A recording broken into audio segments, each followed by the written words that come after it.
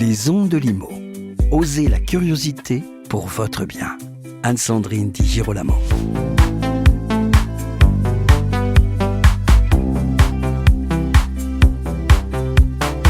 Je reçois aujourd'hui Charles Loiselet, membre du comité de direction de Loiselet et d'Aigremont, syndic de copropriété dans une entreprise familiale de l'immobilier très ancienne. Je l'ai invité pour lui demander si le métier de syndic doit évoluer et si oui, comment. Je pense en fait que l'actualité, portée notamment par la question de la rénovation énergétique, justifie pleinement ce sujet. Bonjour Charles Loiselet. Bonjour Anne-Sandrine. Avant que je ne vous demande de me dire si oui ou non le métier de syndic doit évoluer, j'aimerais, si vous le voulez bien, que nous dressions ensemble un portrait du syndic aujourd'hui en France. D'abord, c'est quoi un syndic ? Un syndic, ça a plein de facettes différentes. Oui. Oui. J'ai coutume de dire que c'est dans un monde où les métiers se spécialisent de plus en plus, on reste un métier où on demande à toucher plein de disciplines. Oui, c'est ça. On fait un peu de juridique, on fait beaucoup de comptabilité. Les gens l'oublient souvent parce que le gestionnaire est sur le terrain, mais il y a une grosse partie comptable. Il y a une partie gestion des contentieux parce qu'il y en a en copropriété. Oui. La copropriété, c'est une petite société, donc il y a de tout. Il y a donc de la partie comptable, il y a la partie terrain, évidemment, la partie travaux, gestion de projet. On va en parler tout à l'heure avec la rénovation énergétique, et évidemment, énormément d'humains. Alors, on a parlé du côté généraliste de ce métier, qui reste, malgré tout et malgré les évolutions, notamment les évolutions digitales. Est-ce qu'il faut maintenant imposer, je dirais donc de par la loi, des spécialités, ou bien est-ce que ces spécialités auront intérêt à perdurer en s'installant de façon naturelle au cœur des cabinets ? Non, je pense qu'il faut une loi générale en matière de copropriété. On y reviendra après parce que on a beaucoup de choses à dire là-dessus. Oui. Un cadre général qui soit le plus simplifié possible, pas tant pour les professionnels, surtout pour les professionnels, pour le pratiquer, mais aussi pour les copropriétaires et pour toutes les entreprises qui interviennent autour de la matière copropriété. Et ensuite, je pense que chaque cabinet, chaque structure, qu'elle soit familiale, plus financiarisée ou vraiment le petit indépendant, et bien après, choisit sa spécialité. Par exemple, chez Loiselet et d'Aigremont, pour en parler, nous, on s'est spécialisé sur les immeubles de grands ensembles, c'est-à-dire les grosses copropriétés qui demandent une gestion particulière. Donc, c'est globalement les immeubles de plus de 50 lots. Vous venez de le dire, en fait, il existe des disparités maintenant très fortes entre les différentes typologies de cabinets. Est-ce que vous pensez que l'évolution actuelle du cadre de ce métier est assez satisfaisante ? Alors, je pense aux petits cabinets qui sont rachetés par des groupes. Vous parliez tout à l'heure de la financiarisation, de ces petits cabinets aussi qui parfois ont du mal à adresser certaines évolutions du métier, notamment l'évolution digitale. Alors, je n'ai pas envie de faire une réponse de Normand. Et on n'est pas là pour ça. Non. Et c'est pas tant que j'ai pas envie de me faire d'ennemis, mais on a besoin des deux. On a besoin de cabinets indépendants, le cabinet de quartier pour une typologie d'immeuble et pour une certaine typologie de clientèle. Et leurs demandes aussi. Et leurs demandes.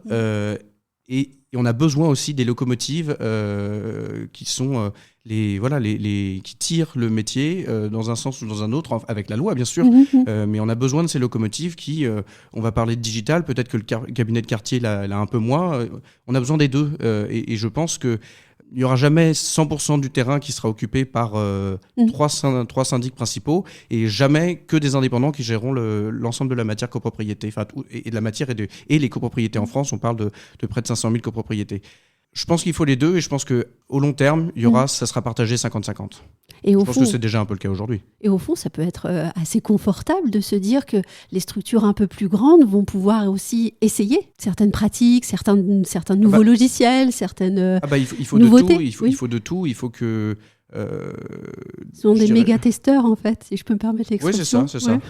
Ils sont les très gros sont en avance sur plein de sujets et les petits gardent un aspect peut-être plus presque familial, que chaque client, chaque immeuble va chercher chez l'un ou chez l'autre et il en faut pour tout le monde. Alors, on a parlé de passé justement cette année. La loi de 65 va fêter un anniversaire extrêmement important.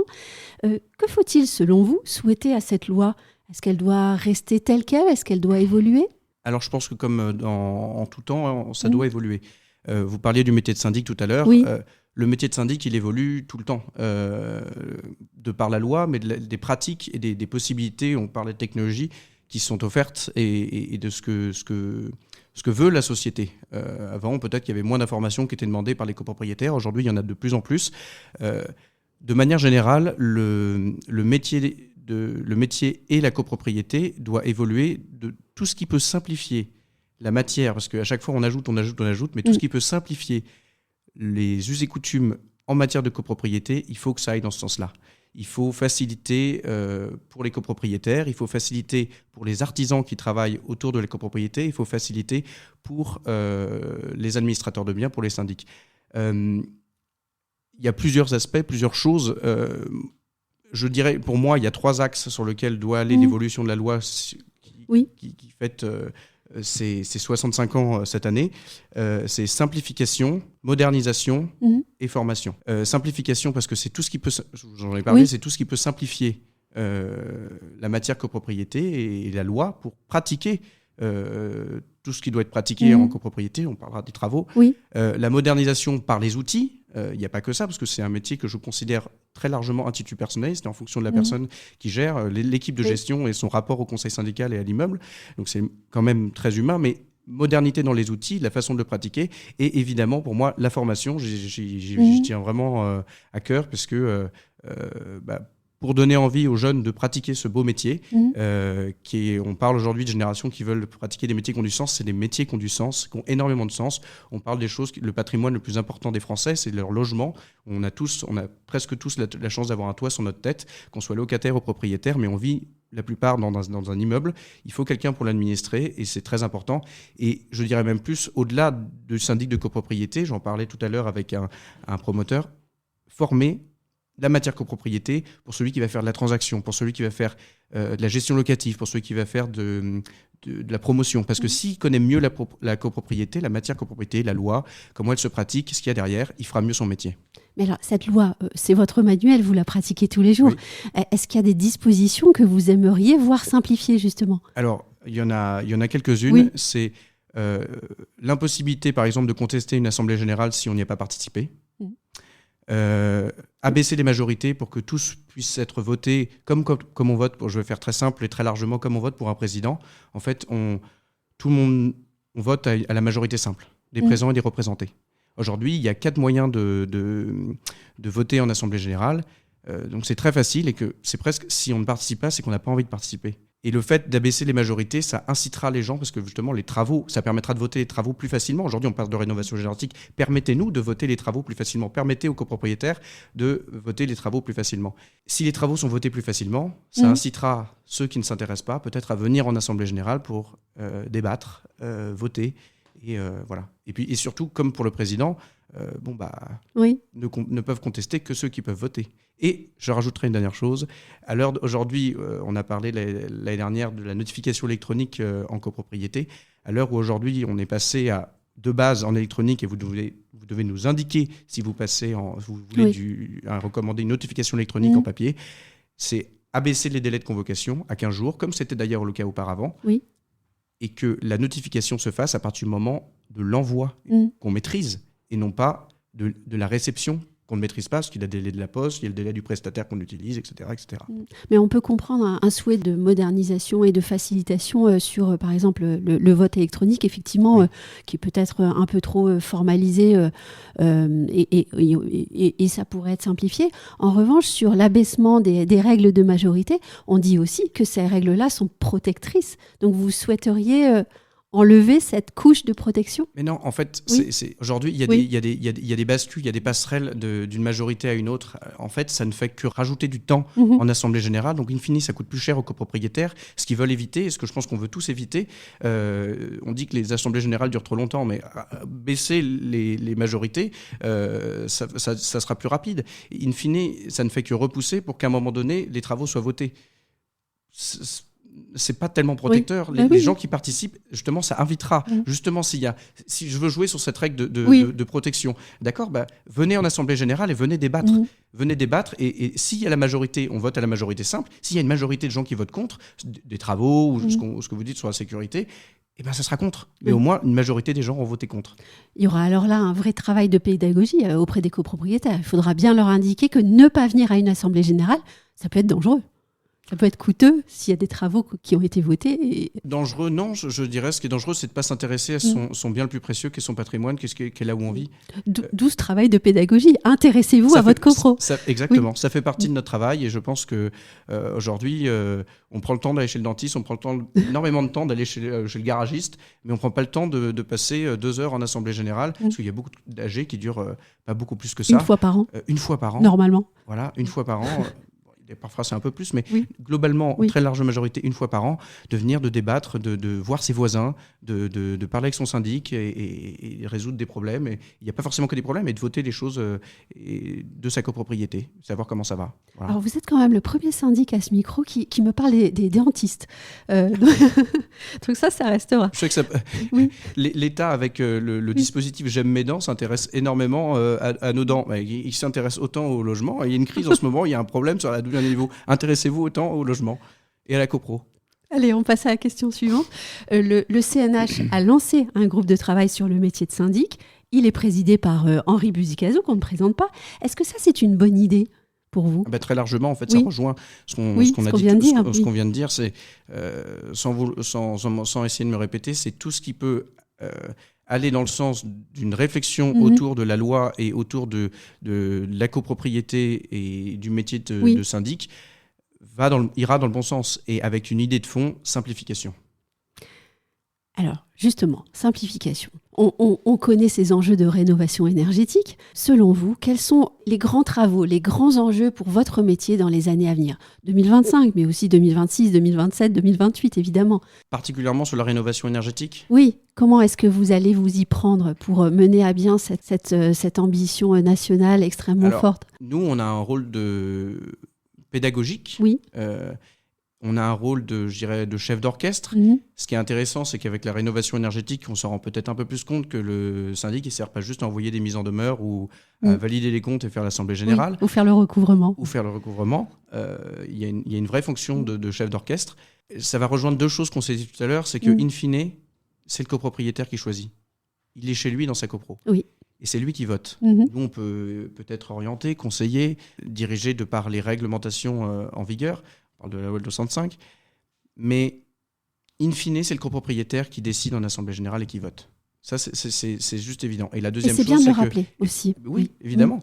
Même si on veut abaisser les majorités, c'est toujours le copropriétaire qui vote. Et la deuxième chose, c'est que même si ça peut mettre en lumière notre rôle, même si on va dans le sens pour la rénovation énergétique, donc pour réduire les émissions de gaz à effet de serre, et que le bâtiment, on entend des chiffres, on peut tourner entre 20 et 30%, ça donne aussi énormément et beaucoup plus de boulot au syndic parce qu'il y a des tas de choses qui sont rajoutées, dont on n'a pas tout à fait confiance, mais on parle de DTG, le DPE, le 3PT, le PPT, avec un échéancier qui est parfois d'ailleurs monté un peu à l'envers, mais... On a parlé tout à l'heure de simplification. Il y a un texte que j'aimerais évoquer avec vous, c'est la loi Le Meur, puisqu'elle a introduit quelques évolutions en copropriété, et notamment sur la location touristique. Est-ce que vous avez eu quelques retours, quelques échos du côté de vos copropriétaires sur ce texte ? Alors, il y en a qui s'y intéressent pas du tout. Ceux qui s'y intéressent et qu'on sauté dessus, c'est ceux qu'on entend régulièrement. Je pense pas qu'on ait encore assez de recul, parce que c'est quand même très neuf. Je sais que vous avez fait venir... Charles Bobot, avec qui je m'entends très bien et qui a fait un très bon retour sur le sujet, peut-être plus du côté juridique. Oui, d'où ma question, je voulais avoir l'aspect pratique des choses. Au-delà de l'aspect, parce que je pense pas qu'on ait encore beaucoup de recul, mais je trouve qu'il y a un paradoxe. Cette loi, je pense, répond à une problématique sociétale, mais en fait, si on prend le problème dans l'autre sens, on est tous très contents d'avoir des Airbnb quand on part en vacances quelque part. Par contre, chez soi, on n'en veut pas. Et je pense que ça ouvre un débat qui est, je pense, intéressant. Et encore une fois, je vais retourner sur ce que j'ai dit avant, c'est qu'aujourd'hui, il y a une loi. La loi Le Meur, elle permet certaines choses si c'est voté en copropriété. Alors oui, le syndic doit être formé sur le sujet. Nous, on l'est régulièrement. On est au courant de ces lois-là. On va faire de la pédagogie, on peut présenter des textes et des votes en assemblée générale, mais in fine, c'est la copro qui choisit, c'est la copro qui vote, même si c'est simplifié. Mais tout de même, ce texte, finalement, il pourrait être un verre dans le fruit copropriété ou pas ? Je pense pas que ça ouvrira autant de portes que ce qu'on imagine aujourd'hui. Oui, ce que disent aussi les avocats. d'ailleurs. Bon, je suis content d'être aligné avec Maître Bobot. Bon, alors, c'est la dernière question. Je vais vous demander d'être synthétique, quoique, ce sera peut-être plus compliqué que ça. Est-ce que donc le métier de syndic doit évoluer selon vous ? Oui, mais de la même manière qu'il a toujours évolué, c'est-à-dire que mon arrière-arrière-grand-père pratiquait le métier différemment que mon grand-père, que mon père pratique différemment le métier que mon grand-père, je pratiquerai le métier différemment que mon père, tout en gardant justement ces fondements de cette base, parce qu'il y a une base réglementaire qui doit évoluer, et c'est la bonne chose s'il y a des choses qui évoluent cette année pour fêter les 65 ans de la loi. Mais les choses doivent évoluer, mais en se basant sur ce qui a déjà été fait, sur les acquis, sur ce qui a déjà été fait et bien fait, sur la base réglementaire, et après on rajoute un peu de digital, un peu de retour terrain avec peut-être des portefeuilles un peu allégés, un peu une relation copropriétaire, une société apaisée, une relation copropriétaire syndic et société intervenante apaisée, des relations et un dialogue, mais ça c'est la société en général plus important, et surtout un sujet qui me tient à cœur, donc simplification, modernisation et la formation. Et manifestement, vous aimez beaucoup votre métier et vous en parlez très bien. C'est gentil, merci. Je suis passionné. Merci beaucoup Charles Oiselet d'avoir accepté mon invitation, et puis merci à vous qui nous écoutez de votre fidélité. À bientôt.